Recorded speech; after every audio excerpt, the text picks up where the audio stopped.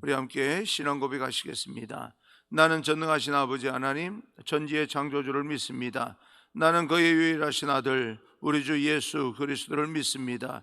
그는 성령으로 잉태되어 동정녀 마리아에게 나시고 본디오 빌라도에게 고난을 받아 십자가에 못 박혀 죽으시고 장사된 지 사흘 만에 죽은 자 가운데서 다시 살아나셨으며 하늘에 오르시어 전능하신 아버지 하나님 우편에 앉아 계시다가 거기로부터 살아있는 자와 죽은 자를 심판으로 오십니다. 나는 성령을 믿으며 거룩한 공교회와 성도의 교제와 죄를 용서받는 것과 몸의 부활과 영생을 믿습니다. 아멘. 오늘 선포되어질 하나님의 말씀은 출애굽기 8장 16절로 24절입니다.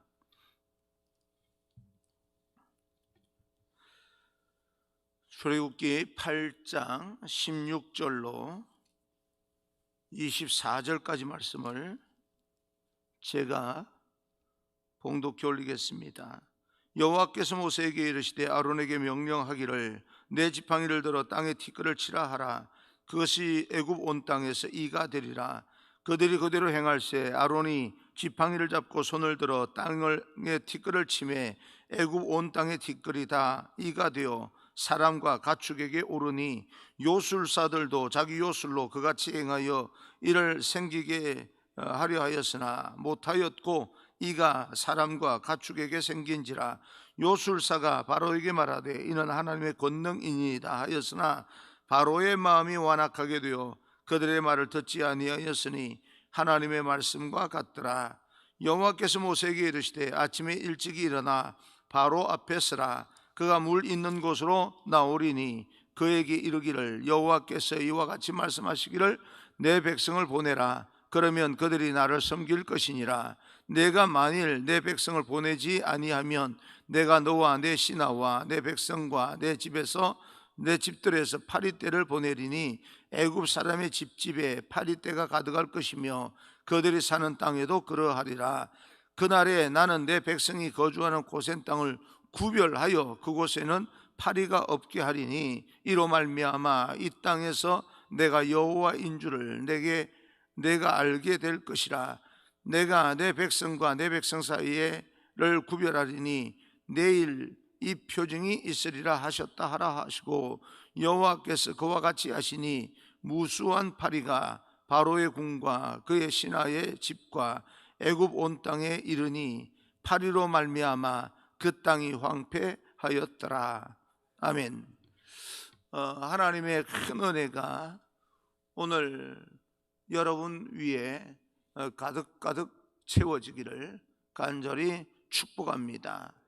오늘은 요술사의 한계와 하나님의 구별하심이라는 제목으로 하나님께서 주시는 말씀을 듣겠습니다. 여러분, 세상은 한계가 있습니다. 그러나 하나님은 한계가 없으신 분입니다. 오늘 성경은 인간의 한계에 대해서 먼저 말씀하고 있습니다. 하나님께서 모세에게 말씀합니다. 16절 여호와께서 모세에게 이르시되 아론에게 명령하기를 내 지팡이를 들어 땅에 티끌을 치라 하라. 그것이 애굽 온 땅에서 이가 되리라. 티끌이 이가 되었다면 얼마나 많은 이가 생겼겠습니까? 17절입니다. 그들이 그대로 행할세 아론이 지팡이를 잡고 손을 들어 땅에 티끌을 치매 애굽 온 땅에 티끌이 다 이가 되어 사람과 가축에게 오르니 그리고 그 이들이 생축과 또 사람에게 기어 올랐다라고 하는데 얼마나 또 힘들었겠습니까? 그러던 중 요술사들이 다시 흉내를 내보려고 합니다. 18절입니다. 요술사들도 자기 요술로 그같이 행하여 이를 생기게 하려 하였으나 못하였고 이가 사람과 가축에게 생긴지라. 애굽의 그 요술사들도 똑같은 방법으로 이를 만들어내려고 했지만 하지 못했다라고 말합니다.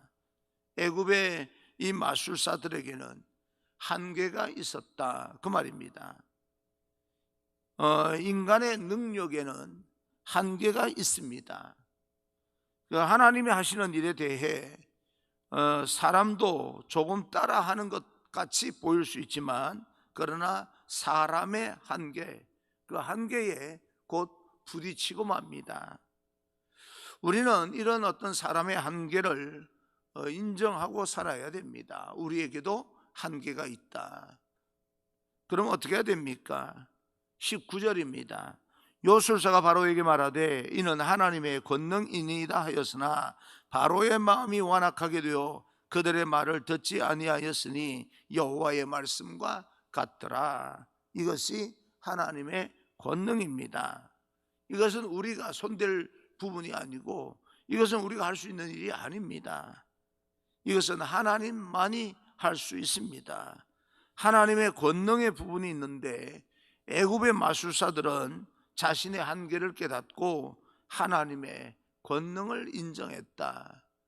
다시 말하면 이 땅의 모든 사람들은 어떤 사람이든 하나님이 필요하다, 그 말입니다. 어떤 일을 내가 할 수 있는 일인 것처럼 생각하다가도 어느 한계까지 가서는, 어느 부분에 가서는 하나님 앞에 무릎을 꿇는 이 요술사들의 모습이 우리들의 모습이 되길 바랍니다. 우리는 어느 부분까지 가서 무릎을 꿇기보다는 먼저 하나님 앞에 처음부터 무릎을 꿇고 시작할 수 있기를 간절히 소망합니다.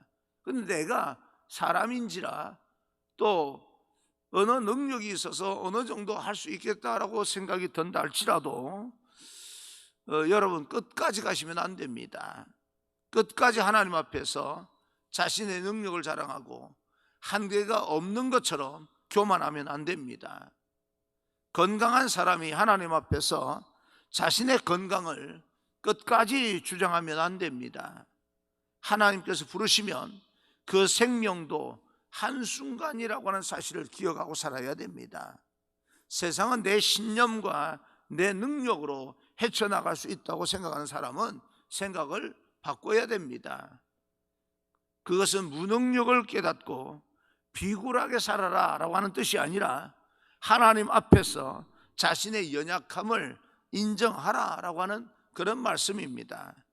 인간의 능력이 한계를 맞이하는 그곳에서 하나님의 권능의 역사가 시작이 되는 겁니다. 이것이 하나님의 능력입니다, 하나님의 권능입니다 라고 고백할 수 있는 그런 우리들의 믿음이 되기를 간절히 소망합니다. 어느 부분까지 갈 수는 있지만 그 한계를 맞이할 때일지라도 하나님 앞에 그때일지라도 무릎을 꿇을 수 있는 그런 믿음이 되어야 됩니다. 그러나 처음부터 하나님 앞에 무릎 꿇고 교만하지 아니하고 매일매일 하나님과 동행하는 그런 삶을 먼저 살 수 있기를 바라고, 우리가 매번 그렇게 사는 것이 아니라 교만해질 수 있습니다. 그럴 때 하나님 앞에 한계를 깨달을 때 계속해서 오기를 부리는 것이 아니라 무릎을 꿇을 수 있는 사람, 그런 사람이 지혜로운 사람입니다. 그러면 하나님이 하실 수 있는 일 가운데 가장 중요한 일이 무엇일까라고 하는 것을 생각해 봅니다. 사람에게 영원한 생명을 주고 사람을 살리는 일은 하나님만이 할 수 있습니다. 죽고 사는 문제는 하나님께 달렸다, 그 말입니다. 그래서 이방의 모든 종교는 우상이고 죽은 종교입니다. 생명은 오직 하나님께로만 주어지고 있습니다. 그런데 우상이 마치 자기들도 생명을 주는 것처럼 속이는 것인데 결국은요 생명을 얻지 못하고 패망하게 될 것입니다. 또 하나님께서 우리에게 주실 수 있는 것은 행복입니다. 하나님만이 우리에게 행복을 줄 수 있는 거예요. 마치 내가 다른 사람을 행복하게 만들 수 있는 것처럼 생각하는 것도 그것도 교만입니다.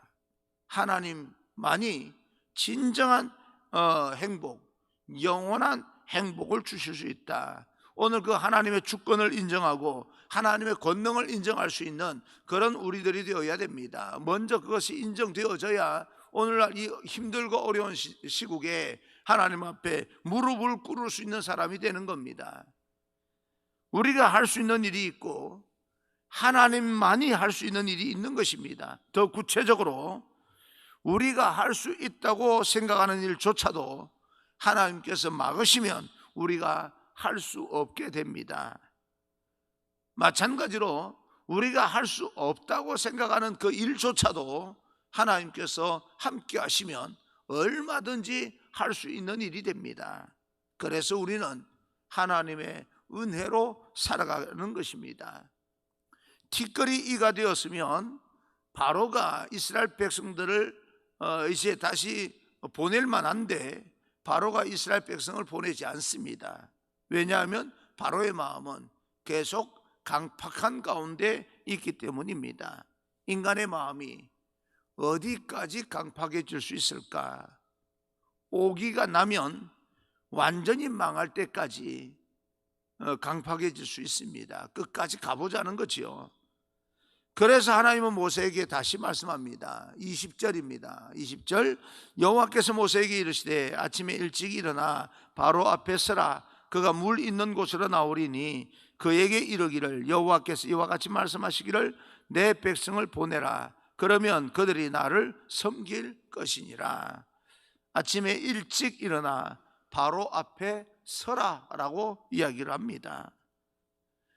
그가 강팍해져 있다 할지라도 겁먹지 말고 바로 앞에 서라라고 이야기를 합니다.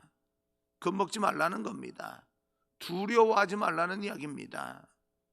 우리가 과거에 실패한 일이 있다 할지라도 다시 한번 그 앞에 서서 도전해 보라는 이야기입니다. 우리가 실패한 일이라 할지라도 하나님께서 원하시면 다시 도전해 나가는 겁니다. 하나님께서 원하시고 하나님께서 함께 하시면 내가 죽자 사자 해도 되지 않던 일들이 해결이 될 수 있기에 여러분, 과거에 이것은 내가 해봐서 알아, 안 되는 거야 라고 생각하지 마시고 하나님 앞에 기도하면서 하나님께서 함께 하시는지 아니면 하나님의 음성을 듣고 시작을 할 수 있는 그런 도전적인 믿음의 삶이 되어야 됩니다. 과거에 여러 번 해봤다고 해서 내가 안 된다고 생각을 하는 그 일들이 다른 사람도 다 안 되는 일이야 라고 생각하시면 안 됩니다. 하나님이 함께 하시면 과거에 실패했다 할지라도 될 수도 있는 것이고 내가 과거에 매번 할 때마다 성공했다 할지라도 하나님께서 막으시면 안 되는 일들이 많다는 이야기입니다. 그 앞에 서서 바로 앞에 일찍 가서 바로 앞에 서서 다른 말 하지 말고 내 백성이 예배를 드려야 하니까 내 백성을 보내라 라고 전해라 라고 이야기합니다. 모세는 바로 앞에서 다른 말을 전하는 것이 아닙니다. 내 백성을 보내라는 겁니다. 소중한 말은 계속해서 전하고 들을 사람은 계속해서 들어야 됩니다. 진정으로 그것이 하나님의 비전이라면, 하나님의 마음이라면 똑같은 말이라 할지라도, 잔소리같이 들린다 할지라도, 상대방이 듣기 싫어한다 할지라도 반복해서 이야기해야 됩니다. 왜냐하면 계속해서 반복해서 뭘 이야기해야 됩니까? 예배를 드려야 된다고 이야기해야 됩니다. 다른 이야기할 거 없습니다. 정치를 잘한다 못한다 말할 거 없어요. 우리가 말한다고 고칠 부분이 아닙니다. 그저 우리는 예배를 드려야 된다고 계속 이야기해야 됩니다. 그러면 그 말이요, 그들에게는 또 다른 말로 해석이 될 수 있는 거예요. 나에게 잘해라고 하나 보다 라고 하는 말로 들릴 수도 있는 것이고, 여러분, 사람들은 내가 반드시 그 말을 선명하게 전달해야만이, 내가 그렇게 돌직구를 날려야만이 알아듣는다라고 생각하시면 안 됩니다. 우리가 예배를 드려야 된다고 계속해서 지속적으로 예배에 관해서 이야기를 한다면 또 다르게 나에게 모든 걸 좀 잘해라, 잘 판단해라, 냉철하게 판단해서 결정하라 라고 하는 말로 들을 수 있기 때문에 우리는 잔소리처럼 들린다 할지라도 모두가 한 마음으로 다른 이야기하지 말고 우리 이야기를 할 줄도 알아야 되는 겁니다.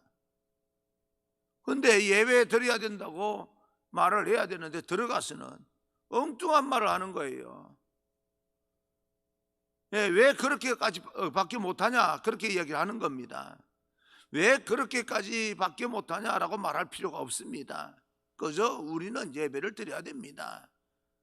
우리는 예배가 생명입니다. 예배를 드려야 됩니다.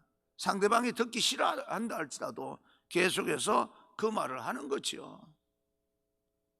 몰라서 그 말을 하는 게 아니고요, 내가 무식해서 그 말만 하는 것이 아닙니다. 왜 그 말을 해야 됩니까? 생명을 살리는 것이 바로 예배이기 때문에 그렇습니다. 예배는 하나님을 만나는 겁니다. 하나님을 만나야 살아나기 때문에 그렇습니다. 무엇이 살아납니까? 생명이 살아나고, 열정이 살아나고, 능력이 살아나고, 모든 것이 하나님께 달렸던 겁니다. 여호와께서 다시 재앙을 내리는데 파리 재앙을 내립니다. 21절입니다. 내가 만일 내 백성을 보내지 아니하면 내가 너와 내 신하와 내 백성과 내 집들의 파리떼를 보내리니 애굽 사람의 집집에 파리떼가 가득할 것이며 그들이 사는 땅에도 그러하리라. 한 마리의 파리도 쉽지 않습니다. 그죠? 우리 방에 파리 한 마리가 들어오면 얼마나 그 한 마리 파리 때문에 잠을 설치기도 하고, 참 그 한 마리가 얼굴에 앉기라도 하면 얼마나 귀찮은지 몰라요. 그런데 때로 몰려옵니다. 엄청나게 몰려온다. 어려운 상황입니다. 쉽지 않은 상황이에요. 견디기가 그렇게 쉽지가 않습니다.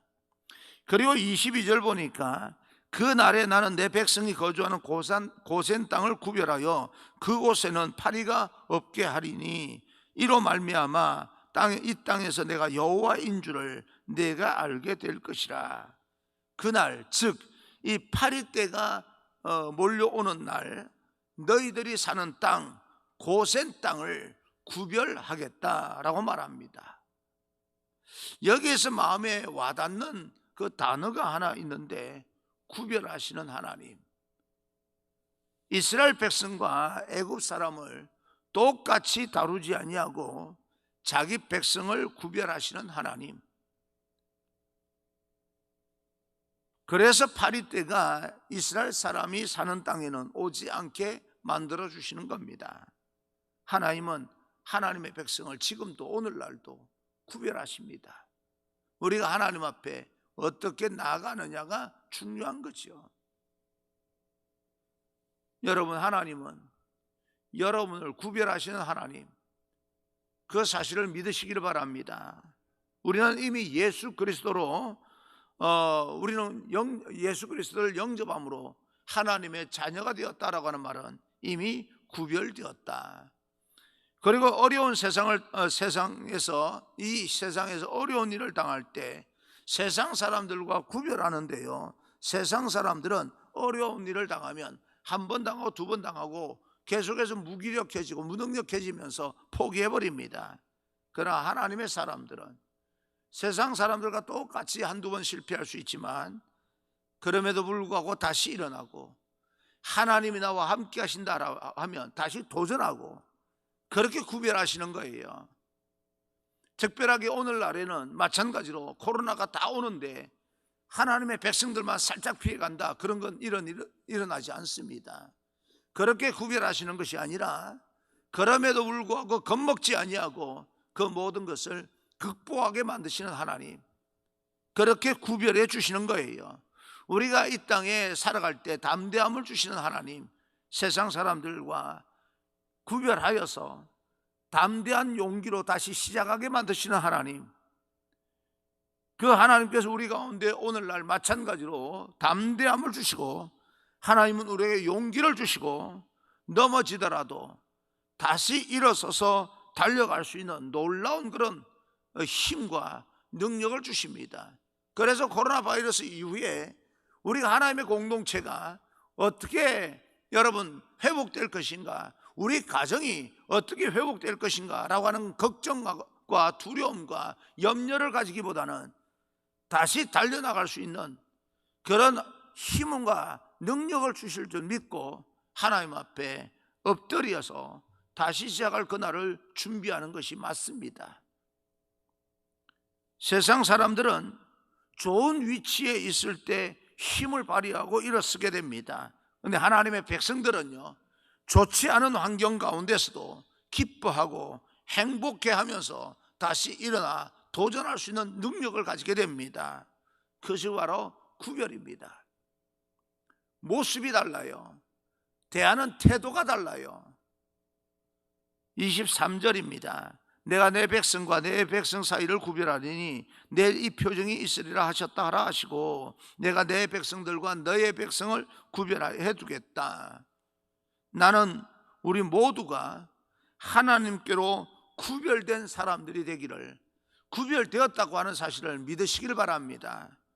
말씀으로 구별되어지고 은혜로 구별되고 삶으로 구별되고 그렇게 살아갈 수 있는 귀한 우리 모두가 되어지기를 간절히 소망합니다.